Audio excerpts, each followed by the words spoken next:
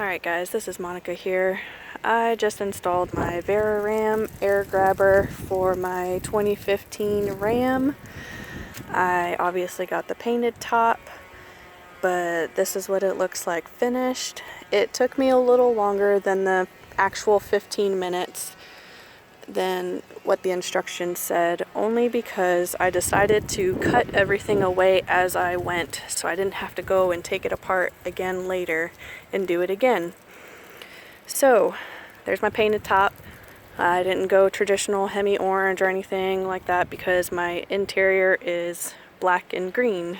So just a quick couple tips here that I found made it a little easier while I was doing this is I reinstalled the factory engine cover, and as you can see I made a cutout so I can install the new oil breather. It's right there.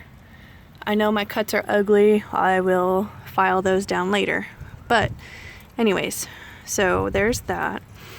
Now it says to install the coupling down there. Oh, there's my little air sensor with your clamps in a different direction than what I initially did. And I'm trying to get in there so you guys can actually see. There's the top one once it gets in focus. If it will get in focus. There it goes. You can kind of see it right there. It says to put those in the front, which I didn't like to do because of our lines right here that are in the way. And then you have the one behind the alternator. I put it at an angle so that I'd be able to reach it if I needed to. It's kind of hard to see. You can kind of see the head there.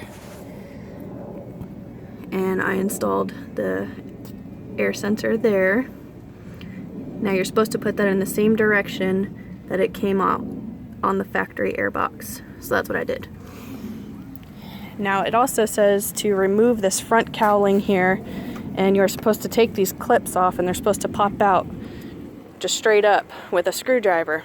I didn't like that idea because I didn't want to bust the clips.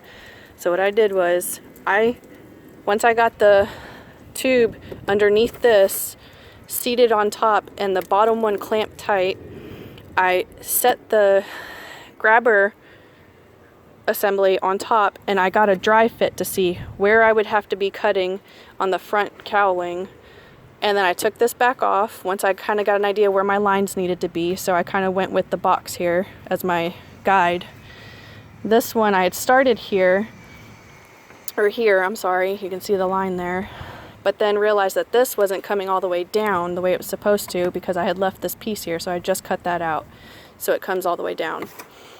So I cut here just with a regular razor. It came off with a couple scores. You can see my boo-boo line right there because obviously my hand decided to go not in a straight line. And I put everything back together.